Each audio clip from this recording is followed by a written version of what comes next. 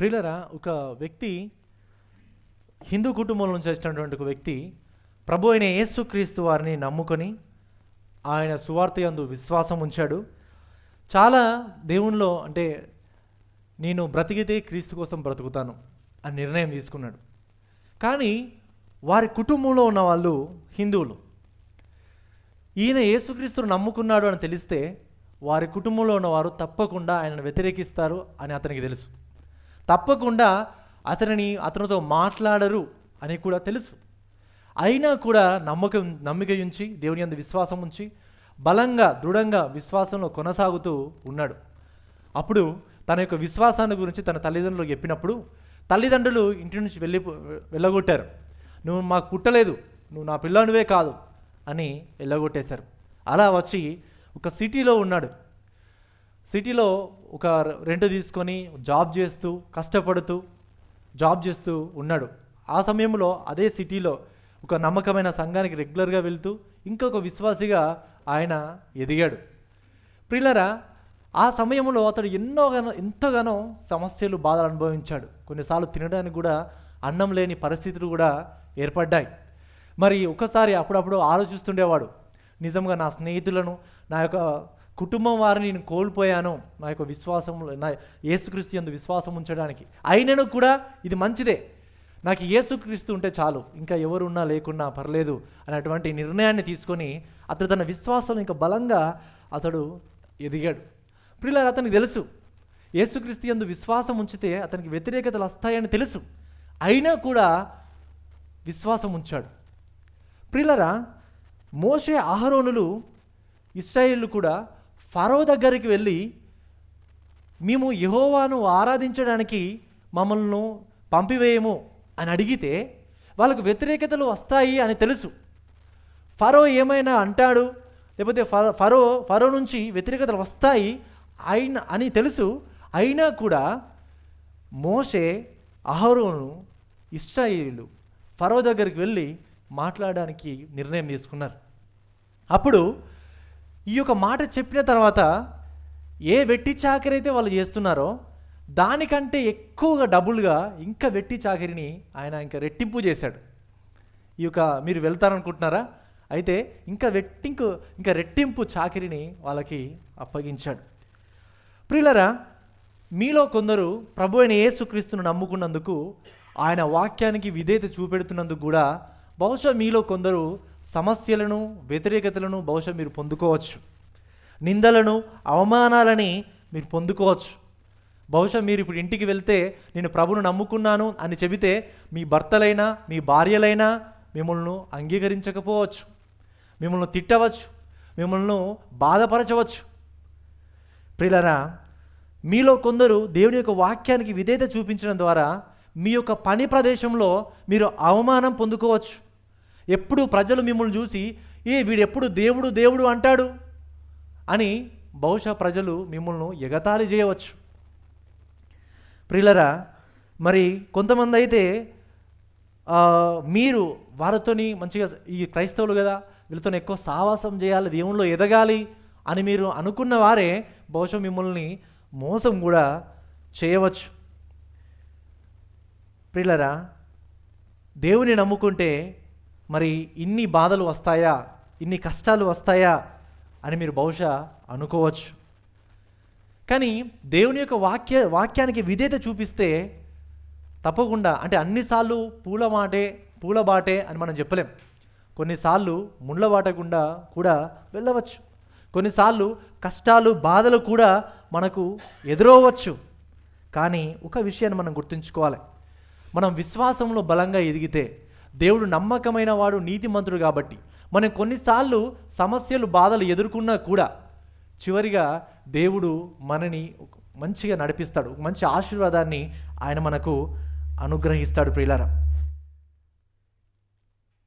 ఈరోజు ఈ యొక్క ప్రసంగంలో నా యొక్క ఆశ ఏంటనంటే, దేవుని యొక్క వాక్యానికి మీరు విధేయత చూపెడుతున్నప్పుడు, దేవుని యొక్క మాటకి మీరు లోబడి ఉన్నప్పుడు బహుశా మీరు కూడా కొన్ని వ్యతిరేకతలను, బాధలను మీరు పొందుకోవచ్చు. కానీ దేవుని యొక్క వాక్యం ద్వారా మిమ్మల్ని ప్రోత్సహించాలనుకుంటున్నటువంటి ఒక విషయం ఏంటంటే, ప్రియులారా, సమస్యలు ఎదురవుతున్నప్పుడు, బాధలు ఎదురవుతున్నప్పుడు నిరుత్సాహపడకండి. దేవుడు మిమ్మల్ని చూస్తున్నాడు. దేవుడు తప్పకుండా మీ కృపానుగ్రహించి మిమ్మల్ని ముందుకు నడిపిస్తాడు అనే విషయాన్ని మీకు తెలియజేయాలనుకుంటున్నాను. చూడండి, నిర్గమకాండము 5వ అధ్యాయము 1 నుంచి 23 వచనాలు. నిర్గమకాండము 5వ అధ్యాయము 1 నుంచి 23 వచనాలు ఈరోజు మనం వాక్యాన్ని ధ్యానించబోతున్నాం. ఈ యొక్క వాక్యంలో మనం చూసినట్లయితే, మరి ఈ వచన భాగంలో మనం చూసినట్లయితే 3 ప్రత్యేకమైనటువంటి ఒక విషయాలను మనం చూస్తుంటాం. నిర్గమకాండం 5వ అధ్యాయంలో మనం చూస్తే 3 ప్రాముఖ్యమైనటువంటి విషయాలని మనం గమనిస్తాం. దాంట్లో మొదటిది ఏంటంటే అభ్యర్థన. ఇది మొదటి 3 వచనాల్లో చూస్తాం. అభ్యర్థన, రిక్వెస్ట్. తర్వాత అవరోధన 4 నుంచి 24 వచనాల్లో చూస్తాం, రివైల్. తర్వాత మూడవది ఆవేదన 22 నుంచి 23 వచనాలు, రియాక్షన్. Request, revile, reaction. ఈ 3 విషయాలని మనం ఇక్కడ చూడబోతున్నాం. మొదటిగా అభ్యర్థన. చూడండి, మొదటి వచనంలో చూస్తే, తరువాత మోషే అహరోనులు వచ్చి ఫరోను చూచి, ఇశ్రాయేలుల దేవుడైన యెహోవా అరణ్యములో నాకు ఉత్సవము చేయుటకు నా జనులను పోనిమ్మని ఆజ్ఞాపించుచుండనిరి. గమనించండి, ఇక్కడ మొదటిగా ఈ వచనం దేంతో ప్రారంభమవుతుంది? తరువాత అంటే మనం ఏమర్థం చేసుకోవచ్చు? ఏం జరిగిన తర్వాత? ఇంతకన్నా ముందు సంఘటనలు జరిగిన తర్వాత. ఇంతకన్నా ముందు సంఘటనలు ఏం జరిగినాయి 4వ అధ్యాయంలో? ఇంతకన్నా ముందు సంఘటనలు ఏం జరిగాయి గడిచిన ప్రసంగంలో మీకు గుర్తుందా? మనం చూస్తే ఇశ్రాయేలులు ఐగుప్తుల యొక్క బానిసత్వం నుంచి విమోచింపబడడానికి దేవుడు మోషేను ఎన్నుకున్నప్పుడు మొదటిగా మోషే కొన్ని కారణాలు చెప్పి తప్పించుకోవడానికి ప్రయత్నించాడు. కానీ దేవుడు అతనితో మాట్లాడి అతనికి కొన్ని సూచక క్రియలు చూపించి, ఈ సూచక క్రియలను బట్టి ఇశ్రాయేలులు కానీ ఐగుప్తులు కానీ నమ్ముతారు అని దేవుడు చెప్పినప్పుడు మోషే ధైర్యం తెచ్చుకొని, బలము తెచ్చుకొని, దేవుని యొక్క మాటకి విధేయత చూపించాలి అనేటువంటి విశ్వాసాన్ని తీసుకొని ఆయన వెళ్ళి, మరి మోషే అహరోను వెళ్ళి ఈ యొక్క ఫరోతో మనం మాట్లాడడం అనేది ఈ వచన భాగాల్లో మనం చూస్తుంటాం. అయితే ఈ సంఘటనలు జరిగిన తర్వాత ఇది జరిగింది. అంటే ఆ ధైర్యం తెచ్చుకున్నాడు ఇప్పుడు మోషే అహరోనులు, తెచ్చుకొని ఫరోతో మాట్లాడడానికి వెళ్ళారు. ఆ వెళ్ళిన తర్వాత వాళ్ళు ఏం మాట్లాడారు, ఏం జరిగింది, ఫరో ఏమన్నాడు అనే విషయాలని మనము ఈ యొక్క వచన భాగాల్లో మనము గమనిస్తాం. ప్రియులారా, చూడండి, మొదటి వచనంలో చూస్తే మోషే అహరోనులు వచ్చి ఫరోను చూచి, ఇశ్రాయేలులైన యెహోవా దేవుడైన యెహోవా అరణ్యంలో నాకు ఉత్సవము చేయుటకు నా జనులను పోనిమ్మని చెప్పాడు కదా. చూడండి, గమనించినట్లయితే ఇంతకీ దేవుడు ఏమని చెప్పాడు?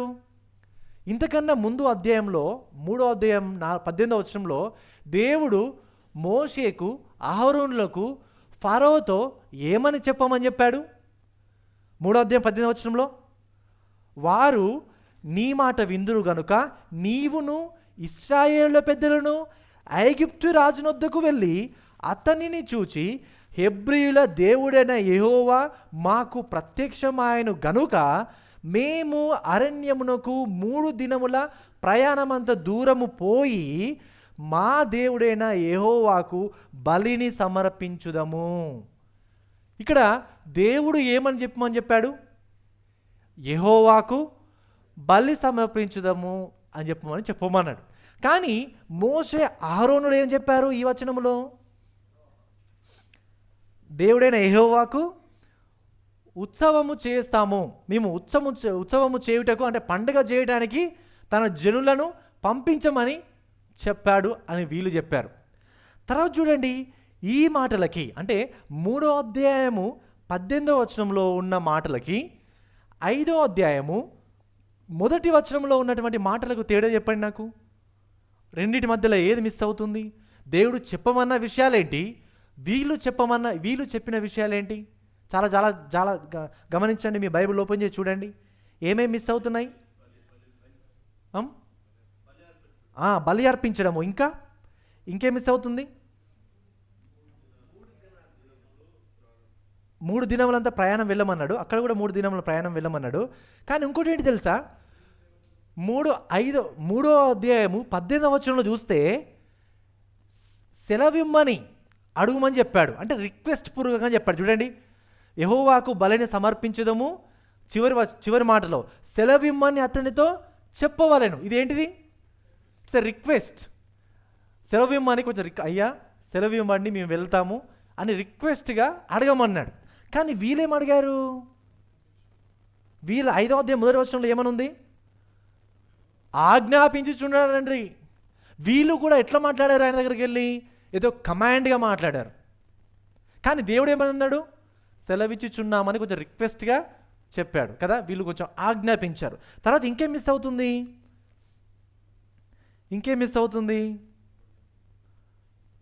ఇంకా మనం చూసినట్లయితే 5వ వచనంలో, అంటే 3వ అధ్యాయం వచనంలో 18వ వచనం చూస్తే ఎవరెవరు వెళ్ళమన్నాడు? ఇశ్రాయేలు పెద్దలను ఐగుప్తు రాజునందుకి వెళ్ళి. ఈ 5వ వచనం మొదటి వచనంలో మోషే అహరోనులు మాత్రమే. ఇశ్రాయేలు పెద్దలు వెళ్ళారా? వెళ్ళలేదు కదా. సో ఇప్పుడు దేవుడు చెప్పమన్న వాటిని వాళ్ళు చెప్పకుండా, క్లియర్గా చెప్పకుండా, ఎవరెవరు పొమ్మన్నారో వాళ్ళు పోకుండా మోషే అహరోనులు ఇక్కడ వెళ్ళడం అనేది మనం చూస్తూ ఉంటాం. అయితే ఇక్కడ మనం గమనించినట్లయితే ఎందుకు ఇలా చేశారు? తర్వాత చూడండి, ఇంకొకటి మిస్ అవుతుంది. ఏంటది? 3వ అధ్యాయం 20వ వచనంలో ఏమనుంది?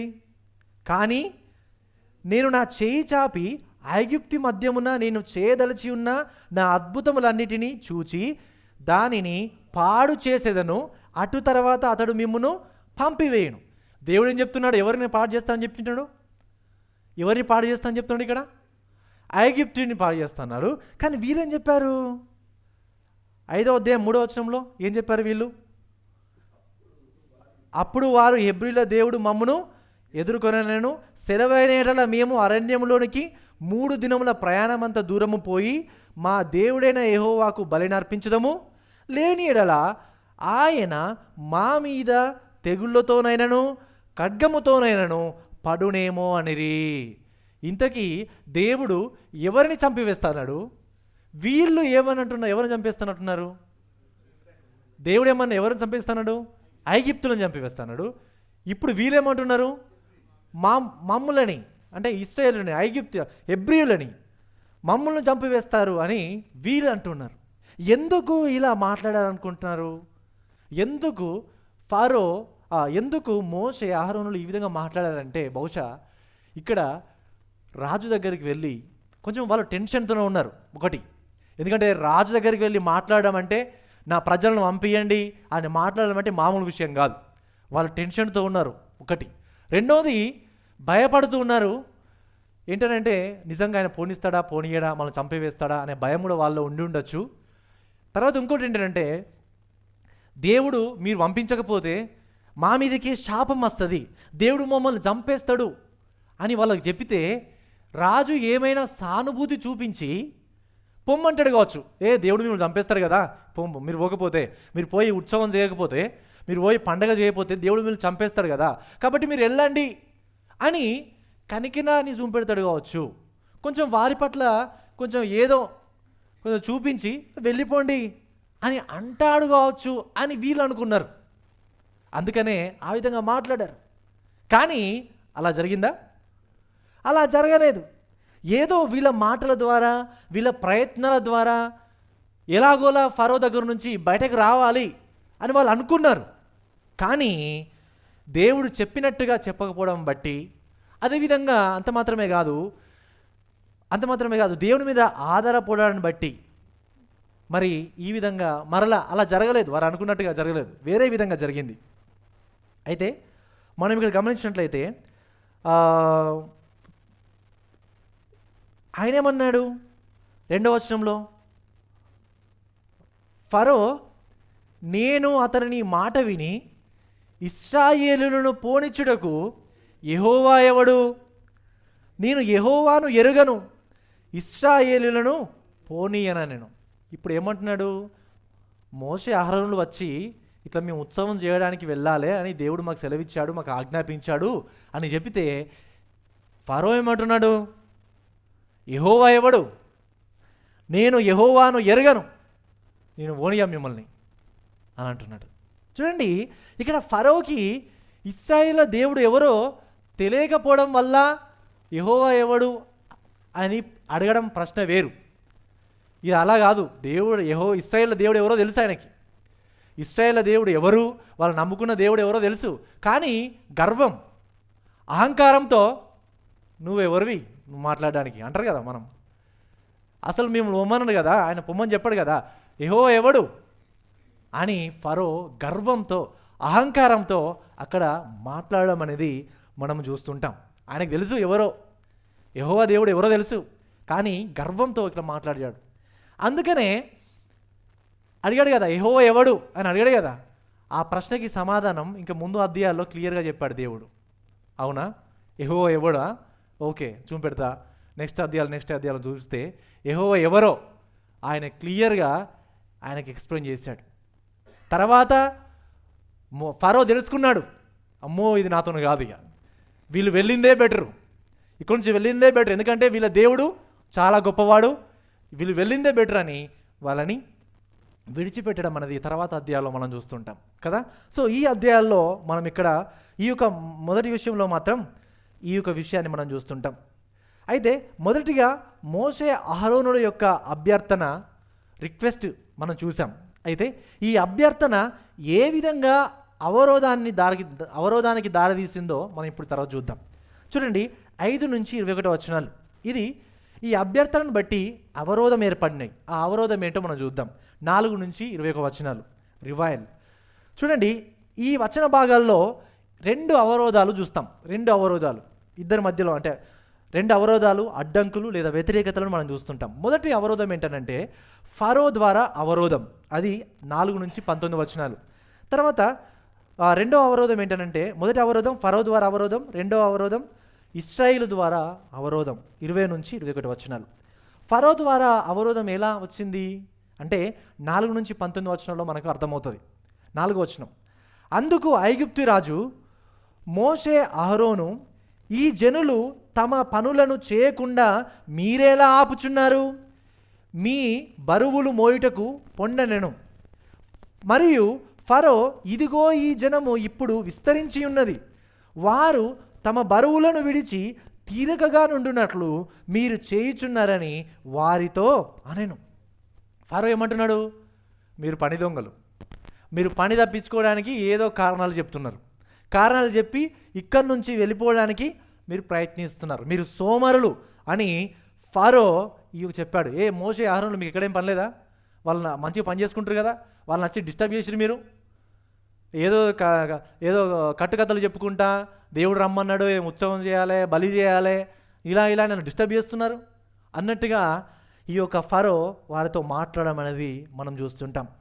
6వ వచనంలో చూస్తే, ఆ దినమున ఫరో ప్రజలపైనున్న కార్య నియామకులను వారి నాయకులను ఇట్లు ఆజ్ఞాపించెను, ఇటుకలు చేయుటకు మీరు ఇక మీదట ఈ జనులకు గడ్డి ఇయ్యకూడదు, వారు వెళ్ళి తామే గడ్డి కూర్చుకొనవలెను, అయినను వారు ఇదివరకు చేసిన ఇటుకల లెక్కనే వారి మీద మోపవలెను, దానిలో ఏమాత్రము తక్కువ చేయవద్దు. వారు సోమరులు గనుక మేము వెళ్ళి మా దేవునికి బలినర్పించుటకు సెలవిమ్మని మొరపెట్టుచున్నారు. ఆ మనుషుల చేత ఎక్కువ పని చేయించవలెను, దానిలో వారు కష్టపడవలెను, అబద్ధ మాటలను వారు లక్ష్య పెట్టకూడదనెను. కాబట్టి ప్రజలు కార్య నియామకులను వారి నాయకులను పోయి ప్రజలను చూచి, నేను మీకు గడ్డి ఇయ్యను, మీరు వెళ్ళి మీకు గడ్డి ఎక్కడ దొరుకునో అక్కడ మీరే సంపాదించుకొనుడి, అయితే ఈ పని మీ పనిలో నేనేమాత్రమును తక్కువ చేయబడదని ఫరో సెలవిచ్చినని. అప్పుడు ప్రజలు గడ్డికి మారుగా కొయ్యకాలు కూర్చుటకు ఐగుప్తు దేశమందంతటను చెదిరిపోయిరి. మరియు కార్య నియామకులు వారిని త్వరపెట్టి గడ్డి ఉన్నప్పటి వలనే ఏనాటి పని ఆనాడే ముగించుడనిరి. ప్రియులారా గమనించండి, ఇటుకలు చేయడం అనే పని చాలా కష్టంతో కూడినటువంటి పని. నేను చూశాను ఇటుకలు చేయడం అనే పని. ఎందుకంటే మా నాన్నగారు ఆంధ్ర నుంచి కొంతమందిని ఎంప్లాయీస్ని కొంతమందిని పిలిచి ఇటుకలను చేపించేవారు. మా చిన్నతనం నుంచి చేపిస్తుండేవాళ్ళు. ఆ టైంలో నేను అక్కడ వెళ్ళి చూస్తుండేవాడిని. అసలు ఎంత కష్టంతో కూడినటువంటి పని అంటే ఇటుకలని మట్టిని తవ్వి మట్టినంతా ఒక ముద్దగా చేసి దాన్ని నీళ్లు పోసి దాన్ని తొక్కి మంచిగా కాళ్ళతోని ఇంత మట్టిని చాలా ఇంత దూరం ఇంత ఉంటుంది పెద్ద మట్టి, ఆ మట్టి అంతా వాళ్ళ కాళ్ళతో తొక్కుతారు. తొక్కి దాంట్లో గడ్డి లేకపోతే ఇక వడ్ల పొట్టు అదంతా వేసి మంచిగా ఒక మిశ్రమంగా మంచిగా తొక్కి నీళ్లు పోసి తొక్కి చేస్తారు. అలా చేస్తూ దాన్ని తీసుకుపోయే మట్టిని తీసుకెళ్ళి ఒక ఇటుకల పాత్రలో దానిలో వేసి దానిలో పెట్టి దానిలో రోజంతా కూడా పాపం కింద కూర్చుని నడుము పోతుంది. లిటరల్గా చెప్పాలంటే చాలా భయంకరమైనటువంటి పని, అది చాలా కష్టమైనటువంటి పని. మనుషులు ఆ పని చేయడం అనేది చాలా కష్టం. వాళ్ళు మార్నింగ్ నుంచి కూర్చున్నారంటే ఇట్లా ఇటుకలు చేయడం ఇట్లా కూర్చున్నారంటే ఇలా కూర్చొని వెనక వెళ్ళి ఇటుకలు చేస్తూ ఇట్లా వెళ్తూ ఉంటారు. ఒక్క రోజులో దాదాపుగా అప్పుడు వాళ్ళైతే దాదాపుగా 600-700 ఇటుకలు చేసేవాళ్ళు. మా ఇంట్లో అక్కడ మా ఇంటి దగ్గర చాలా అసలు ఇటుకలు చాలా కష్టం. నైట్ అయ్యేసరికి అయిపోతుంది శక్తి అంతా, సాయంత్రం అయ్యేసరికి శక్తి అంతా అయిపోతుంది. చాలా కష్టమైనటువంటి పని. ఈ యొక్క పనిని ఇశ్రాయేలీయులు వాళ్ళు చేస్తున్నారు. ఇటుకలు సాధారణంగా చేయడమే కష్టమైన పని అంటే ఇంకా గడ్డి ఇయ్యకపోతే ఏమవుతుంది? ఇంకా వాళ్ళు ఎక్కడికో వెళ్ళి మళ్ళీ అన్నీ జమ చేసుకొని గడ్డంతా తీసుకొని వచ్చి ఆ కొయ్యకాలు గడ్డికి ప్రతిగా కొయ్యకాలు కూడా వాడారంట. ఆ కొయ్యకాలు అంటే తెలుసు కదా, వరి కోసిన తర్వాత ఇంకా మిగిలిపోతుంది కదా, ఆ కొయ్యకాలు అవన్నీ కూడా తీసుకొని వచ్చి ఆ ఇటుకలు చేయడానికి మరి వాళ్ళు జమ చేశారంట. నిజంగా అది చాలా కష్టంతో కూడినటువంటి పని. మళ్ళీ ఏం చెప్పాడు, ఈయన గడ్డి ఇయ్యలేదు. గడ్డి ఉన్నప్పుడు ఎన్ని ఇటుకలు చేసిర్రో, గడ్డి ఇయ్యనప్పుడు కూడా అన్నే ఇటుకలు చేయాలని వాళ్ళ మీద ఎవరు నియమించాడంట? అధికారులను, కార్యనియామకులను నియమించి మేక్ షూర్, చాలా జాగ్రత్తగా ఉండండి, మీరు అంతకుముందు గడ్డి ఇచ్చినప్పుడు వాళ్ళు ఎన్ని ఇటుకలు చేసిర్రో గడ్డి ఇయ్యనప్పుడు కూడా వాళ్ళు అన్నే ఇటుకలు చేయాలి, వాళ్ళ మీద కఠినంగా ఉండండి, ఖచ్చితంగా వాళ్ళని తయారు చేయించ అన్నిటికలు తయారు చేయించండి అని కఠినంగా ప్రవర్తించడం అనేది మనం ఇక్కడ చూస్తుంటాం. ప్రియులారా చూడండి, వాళ్ళు అనుకున్నది ఒకటి, ఇక్కడ అయినది ఒకటి కదా. మోషే అహరోను వాళ్ళు ఏమనుకున్నారు, మేము వెళ్ళి మాట్లాడితే బహుశా మా ఎడల కృపను చూపించి కనికరాన్ని చూపించి వెళ్ళమంటాడు కావచ్చు అని అనుకున్నారు. కానీ ఫరో దానికి విరుద్ధంగా చేసి ఇంకా డబుల్ పనులను, ఇంకా ఎక్కువ పనులని ఆయన ఇవ్వడం అనేది మనం ఇక్కడ చూస్తుంటాం. 14వ వచనం చూస్తే, ఫరో కార్యనియామకులు తాము ఇశ్రాయేలులలో వారి మీద ఉంచిన నాయకులను కొట్టి ఎప్పటి వలె మీ లెక్క చొప్పున ఇటుకలను నిన్న నేడు మీరు ఎలా చేయించలేదని అడగగా, ఇశ్రాయేలు నాయకులు ఫరో యొద్దకు వచ్చి తమ దాసుల ఎడల తమరెందుకిట్లు జరిగించుచున్నారు? తమ దాసులకు గడ్డినియరు, అయితే ఇటుకలు చేయుడని మాతో చెప్పుచున్నారు. చిత్తగించుము, వారు తమరి దాసులను కొట్టుచున్నారు, అయితే తప్పిదము తమరి ప్రజల యందే ఉన్నదని మొరపెట్టుకొనరి. అందుకతడు, మీరు సోమరులు, అందుచేత మీరు వెళ్ళి యెహోవాకు బలినర్పించుటకు సెలవిమ్మని మీరు అడుగుచున్నారు. మీరు పొండి పనిచేయుడి, గడ్డి మీకు ఇయ్యబడదు, అయితే ఇటుకల లెక్క మీరప్పగింపక తప్పదని చెప్పెను. మీ ఇటుకల లెక్కలో ఏమాత్రము తక్కువ చేయవద్దు, ఏనాటి పని ఆనాడే చేయవలెనని రాజు సెలవీయగా, ఇశ్రాయేలుల నాయకులు తాము దురవస్థలో పడి ఉన్నట్లు తెలుసుకొనిరి. వీళ్ళు ఆశ్చర్య, అయ్యా ఇది కరెక్ట్ కాదు, మేము మీ దాసులం, మీరు గడ్డి ఇచ్చినప్పుడు మీ ఎంత చేయాలో గడ్డి నీయనప్పుడు కూడా అంతే చేయమంటే మేము ఎట్లా చేస్తాం? ఇది చాలా కష్టమవుతుంది, మా మీద ఉన్న నాయకులు మనల్ని కొడుతున్నారు, మనం బాధ పెడుతున్నారు, మేము ఎక్కడికి పోవాలి, ఏం పని చేయాలి అని వేడుకుంటున్నారు, అని రిక్వెస్ట్ చేసుకుంటున్నారు. వీళ్ళు ఏమన్నారు, ఎన్నిసార్లు మీ దాసులము అని ఎన్నిసార్లు అన్నారు ఇక్కడ ఈ వచనాల్లో? చూడండి ఎన్నిసార్లు ఉంది, మీ దాసులం ఎన్నిసార్లు రాయబడి ఉంది ఇక్కడ?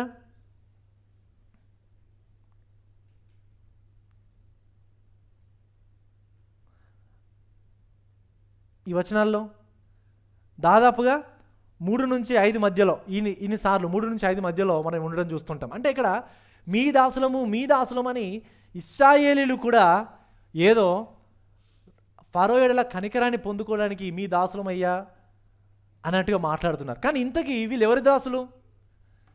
దేవుని యొక్క దాసులు.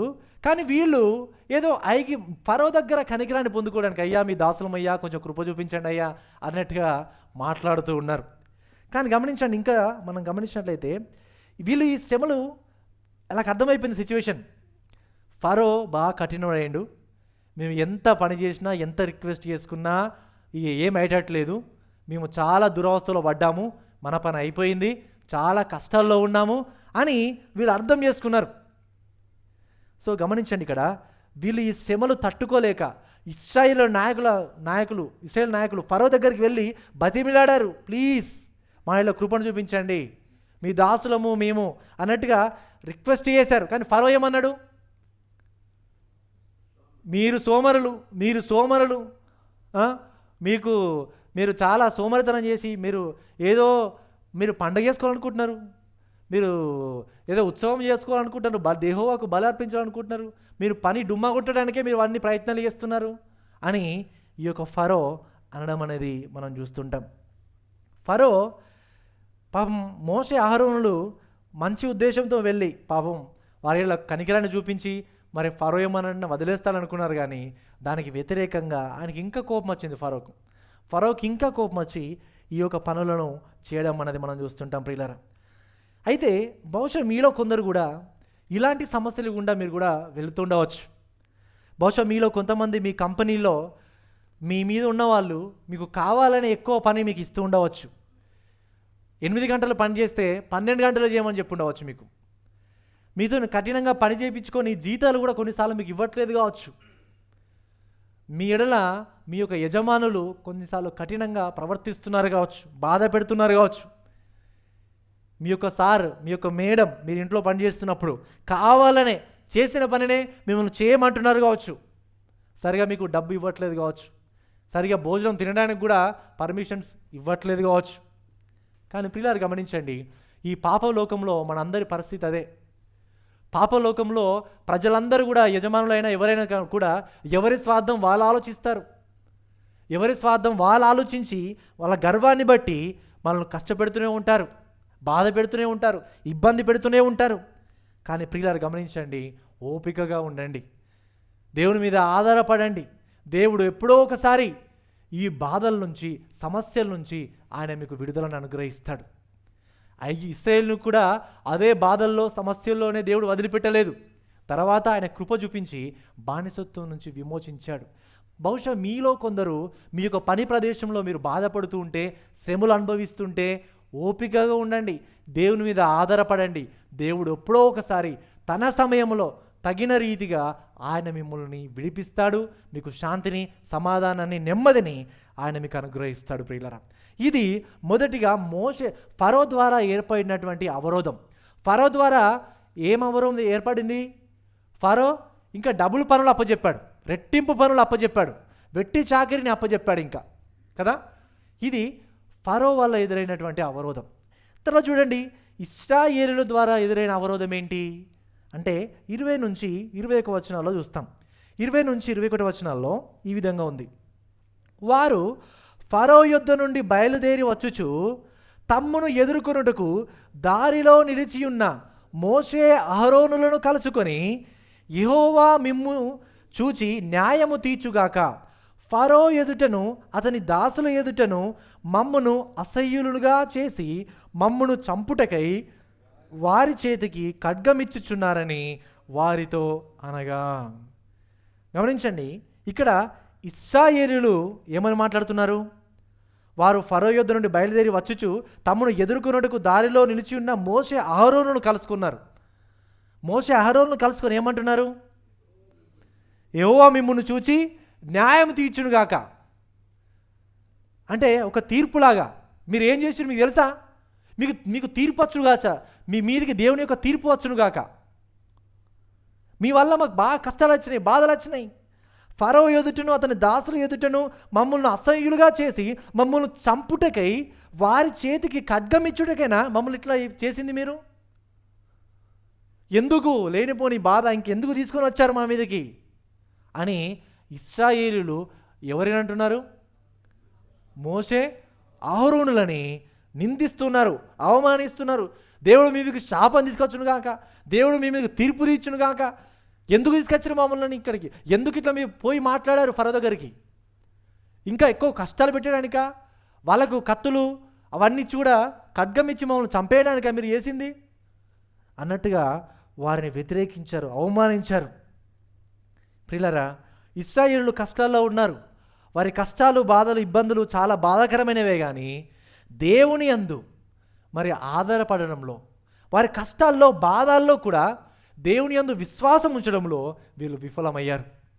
ప్రియులారా, మనకు వాగ్దానం చేసిన దేవుడు నమ్మకమైన వాడు, నీతిమంతుడు కాబట్టి ఆయన తప్పకుండా ఆయన సమయంలో తన వాగ్దానాలని ఆయన నెరవేరుస్తాడు అనే విషయాన్ని నమ్మడంలో వాళ్ళు విఫలమయ్యారు. ప్రియులారా, గమనించండి, దేవుడు ఎన్నుకున్నటువంటి నాయకులకి వాళ్ళు వ్యతిరేకంగా మాట్లాడడం అనేది చాలా బాధాకరం. దేవుడు ఎన్నుకున్న నాయకులకు వ్యతిరేకంగా మాట్లాడడం, వాళ్ళని నిందించడం, వాళ్ళని అవమానపరచడం అనేది చాలా బాధాకరం. ప్రియులారా, నాయకులుగా ఉన్నవారికి ఈ సమస్యలు ఎక్కువగా వస్తుంటాయి. దేవుని కోసం నిలబడి దేవుని యొక్క వాక్య ప్రకారం సంఘాన్ని నడిపిస్తున్నప్పుడు కూడా ఎన్నో వ్యతిరేకతలు, బాధలు వస్తాయి. పాపం మోషే అహరోనులు దేవుడు చెప్పిన ఒక ఆజ్ఞకి విధేయత చూపించి, దేవుని యొక్క మాటకి విధేయత చూపించినందుకు వారికి ఎవరి నుంచి కష్టాలు వచ్చినాయి? వాళ్ళ సొంత ప్రజల నుంచే కష్టాలు వచ్చినాయి. వాళ్ళ యొక్క సొంత ప్రజలే వారిని నిందిస్తున్నారు, అవమానపరుస్తున్నారు.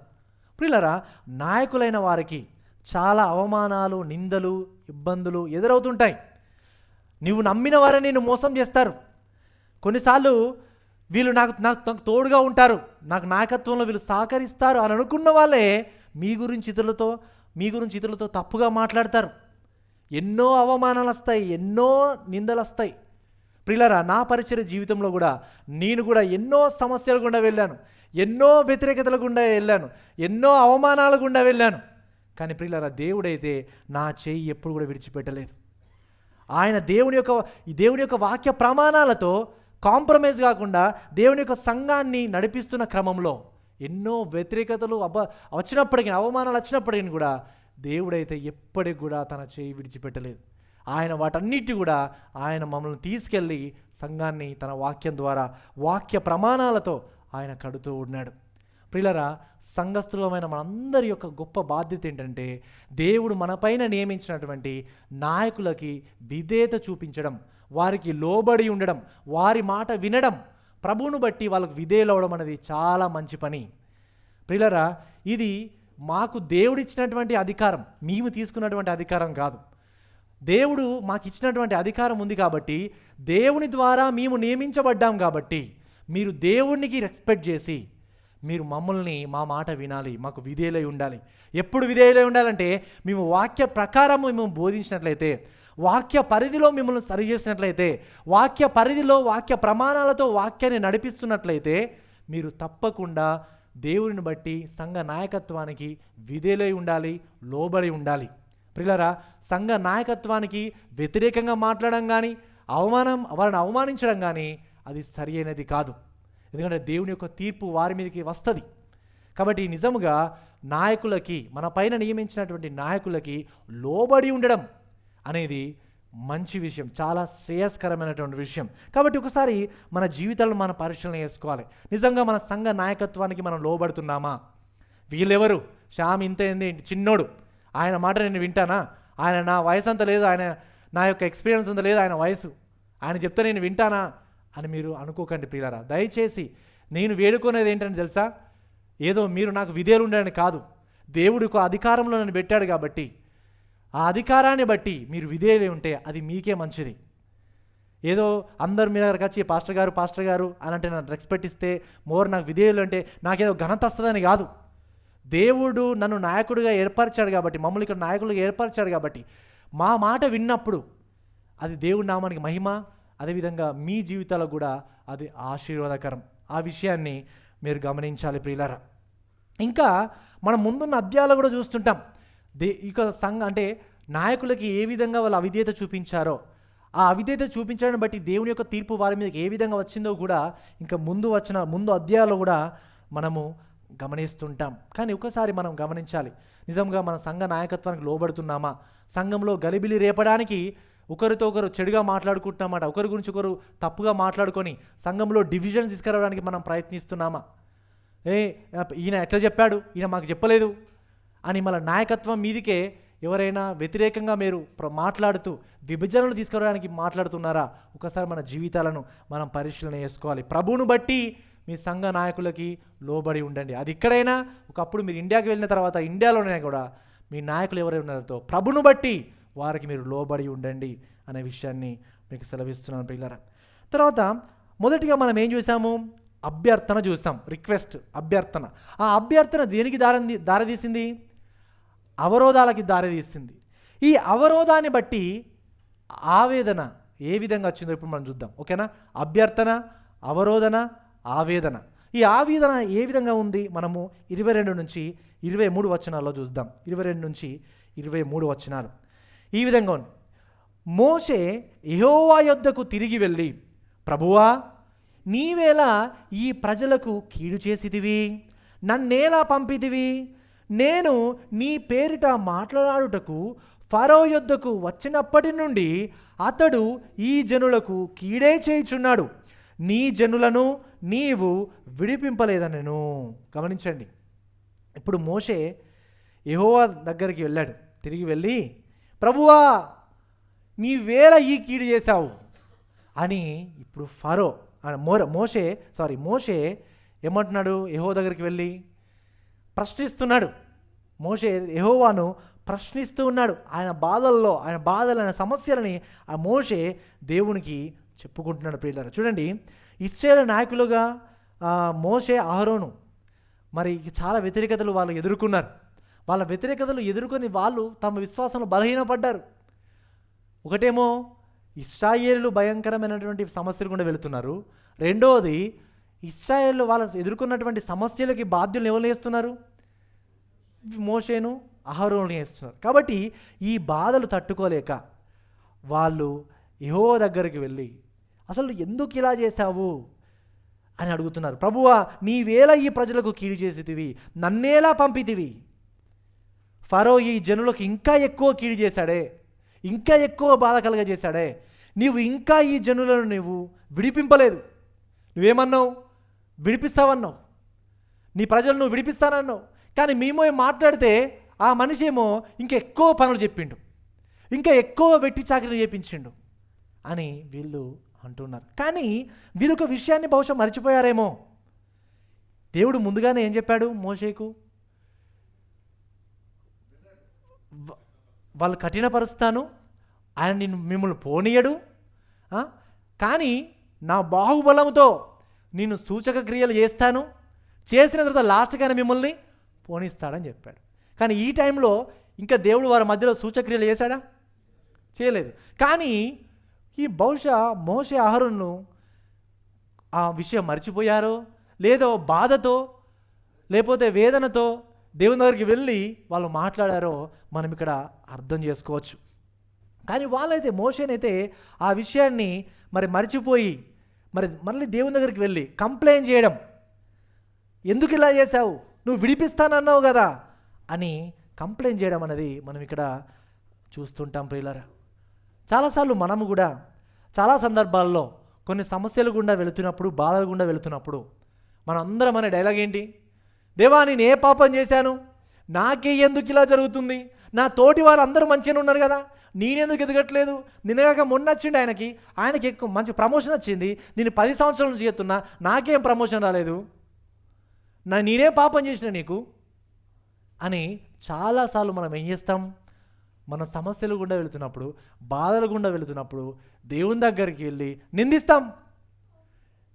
అందరూ మంచిగా ఉన్నారు, నేనే మంచిగా లేను, నా ఇంటి పక్క వాళ్ళు మంచిగా ఉన్నారు, నేను మంచిగా లేను, నేనే పాపం చేసినా, నేను చర్చికి రెగ్యులర్గా వెళ్తా కదా, ప్రార్థన చేసుకుంటా కదా, వాకింగ్ చదువుకుంటా కదా, నాకెందుకు ఇలా జరుగుతుంది అని మనము దేవుని ప్రశ్నిస్తుంటాం. ప్రియులారా, సమస్యలు బాధలు రాగానే దేవుని ప్రశ్నించడం కాదు, మనల్ని మనం ప్రశ్నించుకోవాలి ఫస్ట్. ఈ సమస్యలు బాధలు ఎందుకు వచ్చినాయి? నా లోపాలను బట్టా, నా పాపాలను బట్టా, నా బలహీనతలను బట్టా అని మనం మొదటిగా మనల్ని మనం పరిశీలన చేసుకోవాలి. కానీ మనం పరిశీలన చేసుకోకుండా డైరెక్ట్ దేవుని దగ్గరికి వెళ్ళి, దేవా నువ్వే కారణం, ఎందుకు ఇట్లా చేసినావు అని దేవుని నిందిస్తుంటాం, అవమానిస్తుంటాం. ప్రియులారా, సమస్యలు మన జీవితంలో మన మంచి కొరకే వస్తాయి. అవి మన మంచికే, అవి మన మేలుకే. యాకోబు పత్రిక 1వ అధ్యాయం 2-4 వచనంలో చూస్తే ఈ విధంగా ఉంది. నా సహోదరులారా, మీ విశ్వాసమునకు కలుగు పరీక్ష ఓర్పుని పుట్టించునని ఎరిగి. గమనించండి, మన విశ్వాసానికి ఏం కలుగుతుందంట? మన పరీక్షలు వస్తాయి, మన విశ్వాసానికి పరీక్షలు వస్తాయి. కానీ ఆ పరీక్ష దేన్ని పుట్టిస్తుంది? ఓర్పును పుట్టించునని ఎరిగి మీరు నానా విధములైన శోధనలో పడినప్పుడు, ఇక్కడ శోధనలు అంటే ఏంటి అంటే సమస్యలు, నానా సమస్యల్లో బాధల్లో పడినప్పుడు అది మహా ఆనందమని ఎంచుకొనుడి. మీరు సంపూర్ణులను అనునాంగులను ఏ విషయంలోనూ కొదువలేని వారునే ఇండునట్లు ఓర్పు తన క్రియను కొనసాగింపనీయుడి. ఈ శ్రమలు బాధలు మన జీవితంలో ఏం చేస్తాయంట? మనను ఏ విషయంలో మనం కొదువున్నామో ఆ కొదువును సంపూర్ణులుగా చేయడానికి, మన లోపాలను సరిచేయడానికి, మనం ఇంకా విశ్వాసంలో బలపరచడానికి ఈ శ్రమలు మనకు సహకరిస్తాయి. 1 పేతురు 5:10 తన నిత్య మహిమకు క్రీస్తునందు మిమ్మును పిలిచిన సర్వకృపానిధి యగు దేవుడు కొంచెము కాలము మీరు శ్రమపడిన పిమ్మట తానే మిమ్మును పూర్ణులుగా చేసి స్థిరపరచి బలపరచును. ఎంతకాలం ఉంటాయంట శ్రమలు మనకి? కొంచెము కాలమే మనకు శ్రమపడిన పిమ్మట తానే అంటే ఎవరు? దేవుడే మనల్ని పూర్ణులుగా చేసి ఏం చేస్తాడంట? స్థిరపరచి బలపరుస్తాడంట. చూడండి, బాధలు సమస్యలు ఎందుకు వస్తాయి? మనల్ని స్థిరపరచడానికి, బలపరచడానికి. రోమీయులకు రాసిన పత్రిక 5వ అధ్యాయం 3-4 వచనాల్లో అంతేకాదు, శ్రమ ఓర్పును, ఓర్పు పరీక్షను, పరీక్ష నిరీక్షణను కలగజేయునని ఎరిగి శ్రమలయందును అతిశయపడుము. వేటి యందు అతిశయపడాలి? అతిశయపడడం అంటే ఏంటిది? ఆనందించాలి. శ్రమలయందు ఆనందించాలి, సంతోషించాలి. ఎందుకు? శ్రమ ఓర్పును, ఓర్పు పరీక్షను, పరీక్ష నిరీక్షణని కలుగజేస్తుంది. రోమీయులకు రాసిన పత్రిక 8:28 దేవుని ప్రేమించు వారికి, అనగా ఆయన సంకల్పము చొప్పున పిలువబడిన వారికి మేలు కలుగుటకై సమస్తమును సమకూడు జరుగును. మేలు కలుగుటకై సమస్తమును అంటే సమస్తములో ఏంటి? శ్రమలు, బాధలు, నిందలు, హింసలు, అవమానాలు, ఇవన్నీ కూడా సమస్తము దేనికి జరుగుతాయంట? సమకూడి జరుగుతాయి. ఎందుకు? మన మేలుకై. ప్రియులారా, శ్రమలు మన జీవితంలో కొంతకాలం మట్టుకే ఉంటాయి. శ్రమలు మన జీవితంలో అవి మన మంచి కొరకే వస్తాయి. మనల్ని మన విశ్వాసంలో బలపరచడానికే, సరిచేయడానికే వస్తుంటాయి. ప్రియులారా, దేవుడికి ఇష్టమైనటువంటి పాత్రలుగా మనం మలచడానికే శ్రమలు మన జీవితంలో వస్తుంటాయి. అందుకనే దేవుడు శ్రమలని మన జీవితంలో ఇస్తాడు. శ్రమలు ఇవ్వడం అనేది మంచిదే. కొన్నిసార్లు కంఫర్టబుల్ జోన్లో ఉండి, మంచి జీతం వచ్చి, మంచి కారు ఉండి, మంచి ఇంటి దగ్గర బిల్డింగ్స్ ఉండి, మంచిగా సెటిల్డ్గా మంచిగా ఉన్నాం అనుకోండి, దేవుడిని గుర్తుకొస్తాడా? గుర్తుకురాడు. ఇక వెంటనే ఫీవర్ రాగానే, జ్వరం రాగానే దేవా అని దగ్గర గుర్తుకొస్తాం కదా. ప్రియులారా, కొన్నిసార్లు మన జీవితంలో సమస్యలు, బాధలు అవన్నీ రావడం కూడా ఒకసారి మంచిదే. ఇంకా సరిచేయడానికి, మనం సరిచేయడానికి, బలపరచడానికి సమస్యలు, బాధలు అనేది వస్తూ ఉంటాయి. ప్రియులారా, చాలాసార్లు మనము అనారోగ్యం రాగానే దేవా అనారోగ్యం తీసేయి, తర్వాత వెంటనే సమస్యలు రాగానే దేవా తీసేయి. ఎవరైనా మిమ్మల్ని ఏమని అంటే దేవా వారిని తీసేయి. ఉద్యోగం పోయిందనుకోండి, ఉద్యోగం పోగానే దేవా కొత్త ఉద్యోగం ఇచ్చేయి. కుటుంబంలో శాంతి సమాధానం లేదనుకో, దేవా నా కుటుంబంలో శాంతి సమాధానం ఇచ్చేయి. అన్నీ ఇచ్చేయి తీసేయి అంటే ఎప్పుడు అసలు నువ్వు ఎప్పుడు శ్రమలను ఎప్పుడు ఎదుర్కొని ఎప్పుడు ఆ శ్రమల గుండా నువ్వు గుణపాఠాలు నేర్చుకుంటావు? ప్రియులారా, మీరు శ్రమల పాఠశాలలో చదవకపోతే మీరు ఎలా సరిచేయబడతారు? మీరు ఎలా బలపరచబడతారు? మీరు ఎలా స్థిరపరచబడతారు? దేవుడు మీకు ఇచ్చింది, ఒక శ్రమను ఇచ్చింది ఏంటంటే ఆ శ్రమను బట్టి నీ జీవితాన్ని నువ్వు పరిశీలన చేసుకోవడానికి. నీ జీవితంలో ఒక సమస్య బాధ వచ్చిందంటే దానికి కారణం ఎవరు? నువ్వు చేసిన తప్ప, నువ్వు చేసిన బలహీనతలా, నీ లోపాలా? ఒకసారి సెల్ఫ్ ఎగ్జామినేషన్ చేసుకొని నీ జీవితాన్ని నువ్వు పరిశీలన చేసుకోవాలని ఇచ్చిండు. అలా చేసుకోకుండా వెంటనే తీసేయి అని ప్రార్థించడం కాదు. ఫస్ట్ దేవా నేనేం మార్చుకోవాలి, ఏం నేర్చుకోవాలి అనే విషయాన్ని గురించి మనం మొదటిగా ఆలోచించాలి. ప్రియులారా, నిజముగా యోబు కూడా తన జీవితంలో అనేకమైన సమస్యలు బాధలు వచ్చినాయి. కానీ ఆ సమస్యల గుండా బాధల గుండా అతడు చాలా గుణపాఠాలు నేర్చుకొని ఇంకా అంతకన్నా గొప్పగా ఆయన బలపడ్డాడు. ప్రియులారా, మనం బైబిల్లో చూసినట్లయితే శ్రమల పాఠశాల గుండా చదివిన వాళ్ళందరూ కూడా చాలా విశ్వాసంలో బలంగా ఎదిగారు. నాకు ఒక్కరు చెప్పండి, బైబిల్లో సమస్యలు పొందుకొని వారు ఒక్కరి పేరు చెప్పండి నాకు. భక్తులలో సమస్యల గుండా బాధల గుండా వెళ్ళని వారి పేరు ఒక్కరి పేరు చెప్పండి నాకు బైబిల్లో. ఎవరు ఉన్నారా? అందరు కూడా సమస్యల గుండా బాధల గుండా వెళ్ళిన వారే. ఇది మనకే కొత్త కాదు. చాలామంది ఈ యొక్క సమస్యల గుండా బాధల గుండా వెళ్ళిన వారే. ఇంతకీ ప్రభు అయిన యేసుక్రీస్తు వారు బైబిల్ అందరికన్నా గొప్ప వ్యక్తి కదా, ఇంకా గొప్ప దేవుడు కదా. ఆయన సమస్యల గుండా వెళ్ళలేదా? ఆయన సమస్యల గుండా బాధల గుండా అవమానాల గుండా వెళ్ళాడు. ఎందుకు? మనందరి కొరకి. ప్రియులారా, మనం అందరం కూడా మన పాపాలు క్షమించబడడానికి ప్రభు అయిన యేసుక్రీస్తు వారు ఈ లోకానికి ఒక దాసునిగా వచ్చి మనం బ్రతకలేని పరిశుద్ధమైన జీవితాన్ని ఆయన మన కొరకు బ్రతికి మన పాపాలన్నీ తన మీద వేసుకొని సిలువకి వెళ్తున్నప్పుడు ఆయనను దిగంబరిని చేశారు, అవమానించారు, ముఖంపై ఉమ్మి వేశారు, కొరడాలతో కొట్టారు, యూదుల రాజా అని అవమానించారు.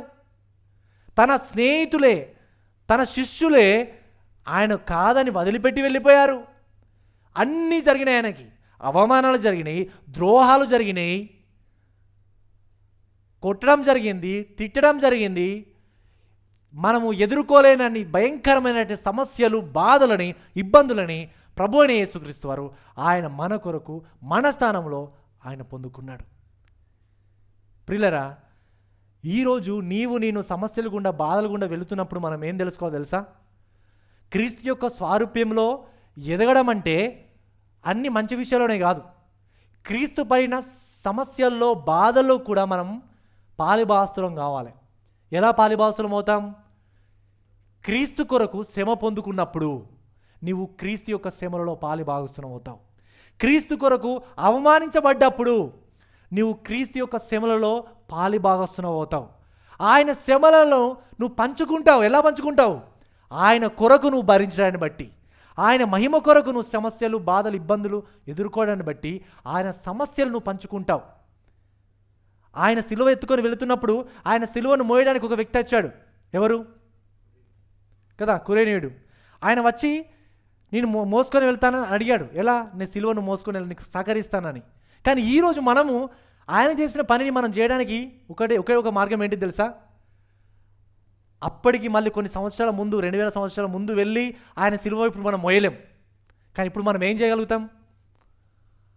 ఆయన దేని కొరకు బ్రతికాడో, ప్రభు అయిన యేసుక్రీస్తు వారు ఎందుకోసం శ్రమలు అనుభవించాడో, ఎందుకోసం బాధలు అనుభవించాడో ఆ సమస్యలని మనం మన మీద వేసుకొని ఆయన మహిమ కొరకు బ్రతకడాన్ని బట్టి, ఆయన సువార్త వ్యాప్తి కొరకు బ్రతకడాన్ని బట్టి, ఆయన మహిమ కోసం బ్రతకడాన్ని బట్టి, ఆ బ్రతకడంలో సమస్యలు, శోధనలు, బాధలు, ఇబ్బందులు, అవమానాలు ఎదుర్కొన్నా ఆయన కొరకే అని సంతోషంతో ఆయన సిలువెత్తుకొని మనం ఆయనను వెంబడించాలి. ప్రియులారా, క్రైస్తవులు అంటేనే సమస్యలు, బాధలు ఎదురవుతాయి. కానీ ఆ సమస్యల్లో, బాధల్లో కూడా మనము ఆయనకు అంటుకట్టబడి ఉండి దృఢంగా మనం నిలబడాలి. ప్రియులారా, వ్యవసాయపు పనిముట్టు కొలిమిలో బాగా కాలిన తర్వాత దాన్ని మంచిగా కొడితేనే అది పదునవుతుంది. చాలా కాలకుండా కొంచెమే కాలిందనుకోండి, కొంచెమే కాలి కొట్టినామనుకోండి సుత్తతో ఏమవుతుంది? వంకర టింకర అవుతుంది, లేకపోతే ఇరిగిపోతుంది. ఎక్కువ కొడితే ఇరిగిపోతుంది, లేకపోతే వంకర టింకర అవుతుంది. ఏదైనా సరే ప్రియులారా, మనం ఒక కుమ్మరి కూడా కొలిమిలో దాన్ని పెట్టి ఆ యొక్క మట్టి పాత్రను పెట్టి, అంటే మట్టిని కూడా చాలా పిసికి మెత్తగా చేసి తనకి ఇష్టమైనటువంటి మంచి పాత్రగా చేస్తాడు.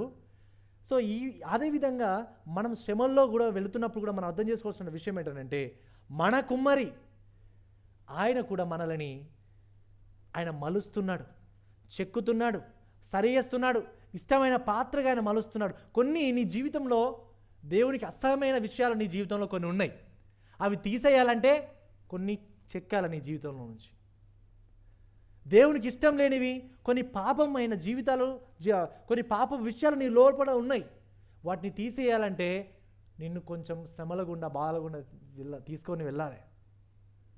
ప్రియులారా, మరి ఏవి నీ జీవితంలో ఉన్నాయి? ఏ బాధలు, అంటే ఏ పాపాలు నీ జీవితంలో ఉన్నాయి? ఏ పాపాలను బట్టి మీరు సమస్యలు, బాధలు ఎదుర్కొంటున్నారు అనేది ఒకసారి మన జీవితాలను మనం పరిశీలన చేసుకోవాలి ప్రియులారా. కానీ ఒక విషయం ఏంటంటే, ఈ సమస్యలు మనకు ఎదురవుతున్నప్పుడు ఈ సమస్యలు మనం ఒక్కరమే వాటి నుండి బయటకు రాలేము. దేవుని మీద ఆధారపడాలి. రెండవదిగా సంఘ సభ్యుల యొక్క సహాయాన్ని కూడా తీసుకోవాలి.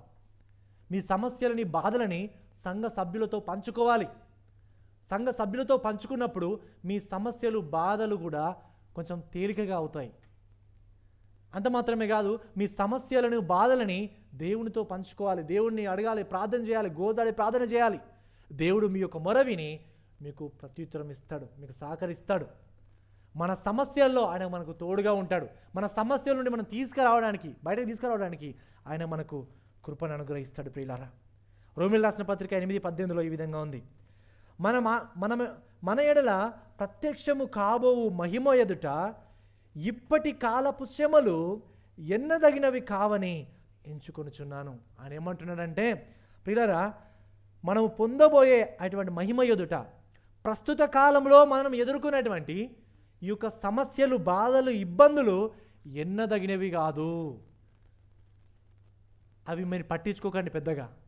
అవి గొప్పవి కావు సమస్యలు, బాధలు. ఒకరోజు మనం పరలోకం వెళ్ళబోతున్నాం, ఆయనతో పాటు ఉండబోతున్నాం. ఆయన ప్రతి ఒక్కరి కన్నీటి యొక్క బాష్ప బిందువును ఆయన తుడిచివేయబోతున్నాడు. ఆయనతో పాటు మనం యుగయుగాలు, శాశ్వత కాలం ఆయనతో పాటు ఉండబోతున్నాం. మహా ఆనందాన్ని, వివరించలేనటువంటి గొప్ప సంతోషాన్ని దేవుడు మనకందరికి కూడా అనుగ్రహించబోతున్నాడు. ప్రియులారా, ఓపికగా ఉందాం, ఆయన యందు నిరీక్షణ కలిగి ఉందాం. దేవుడు మనని చెక్కుతున్నప్పుడు, సరి చేస్తున్నప్పుడు, కొన్ని సమస్యలు మనం ఎదుర్కొంటున్నటువంటి సందర్భంలో ఓపికగా ఉందాం. దేవుని యందు విశ్వాసం ఉంచుదాం. దేవుడు అల్టిమేట్గా మనం చెక్కేసి, మనం పదును చేసి తనకి ఇష్టమైనటువంటి దాసునిగా ఆయన మనం వాడుకుంటాడు. ప్రియులారా, గమనించండి. మరి ఈ యొక్క సమస్యలు, బాధలు ప్రభు అని యేసుక్రీస్తు వారే పొందుకున్నారని చూసాం కదా. ఎందుకు ఆయన సమస్యలు గుండా, బాధల గుండా వెళ్ళాడు అంటే, ప్రియులారా, ఆయన మన పాపాలు క్షమించబడడానికి ఆయన సమస్యల గుండా, బాధల గుండా వెళ్ళాడు. ఈరోజు నీవింకను నీ పాపాలను ఒప్పుకోకుండా, ఇంకను నువ్వు పాపంలోనే బ్రతుకుతూ ఉంటే, నువ్వు ఇంకను దేవుణ్ణి బాధపరిచిన వాడిగానే అవుతావు, ఇంకను శ్రమ పెట్టిన వాడిగానే అవుతావు. కాబట్టి దయచేసి మీలో ఎవరైనా ఇంకను పాపంలో బ్రతుకుతూ ఉంటే, మీ పాపాలు ఒప్పుకోకుండా మిమ్మల్ని మీరు మోసం చేసుకుంటూ ఇతరులను మోసం చేస్తూ ఎవరైనా బ్రతుకుతూ ఉంటే, ప్రియులారా, దయచేసి మీరు పాపులను గ్రహించండి. దేవా, నేను పాపిని, నన్ను నేను మోసం చేసుకుంటున్నా, ఇతరులు మోసం చేస్తున్నా, రహస్యమైన జీవితాన్ని బ్రతుకుతున్నా, దయచేసి నన్ను క్షమించు దేవా అని ఎవరైతే ప్రార్థన చేస్తారో, ఎవరైతే పశ్చాత్తాపడి ఆయన దగ్గరికి వస్తారో, ఆయన మీ పాపాలను క్షమిస్తాడు. ఆయన మీ పాపాలను క్షమించి తన పిల్లలుగా ఆయన మిమ్మల్ని చేర్చుకుంటాడు. ప్రియులారా, మనమందరం కూడా మన జీవితాన్ని మనం పరిశీలన చేసుకుందాం. ప్రియులారా, ఒక 2 నిమిషాలు మౌనంగా ఉండి, నిజంగా మరి నాకు వస్తున్నటువంటి సమస్యలు, బాధలు ఎందుకోసం వస్తున్నాయి? నేను చేసినటువంటి పాపాలను బట్టి, నా లోపాలను బట్టి సమస్యలు వస్తున్నాయా? లేదా నేను దేవుని యొక్క మాటకు విధేయత చూపడాన్ని బట్టి, దేవుని నామానికి మహిమకరంగా బ్రతకడాన్ని బట్టి సమస్యలు వస్తున్నాయా? సమస్యలు 2 రకాలుగా వస్తాయి. ఒకటి నీ పాపం వల్ల వస్తుంది, రెండవది నువ్వు దేవుని యొక్క వాక్యానికి విధేయత చూపించడం వల్ల వస్తుంది.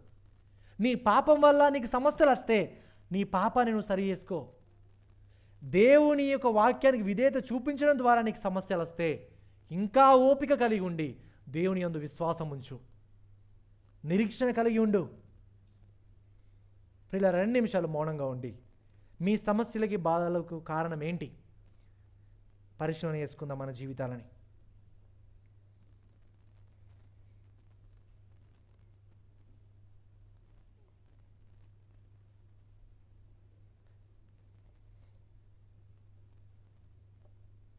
చాలాసార్లు మన సమస్యలకి, బాధలకి, ఇబ్బందులకి కారణం మనమే. మనం తీసుకున్న తప్పుడు నిర్ణయాలను బట్టి, మనం చేసిన తప్పుడు ఆలోచనలను బట్టి, మనం మాట్లాడిన తప్పుడు మాటను బట్టే సమస్యలు, బాధలు ఎదురవుతుంటాయి ఎక్కువసార్లు. కాబట్టి ఆ విషయాలను మనం జ్ఞాపం చేసుకొని క్షమాపణ వేడుకుందాం. ఎవరైనా దేవునికి నమ్మకంగా బ్రతుకుతున్న క్రమంలో సమస్యలు, బాధలు ఎదురవుతే మహా సంతోషం అని ఎంచుకోనండి.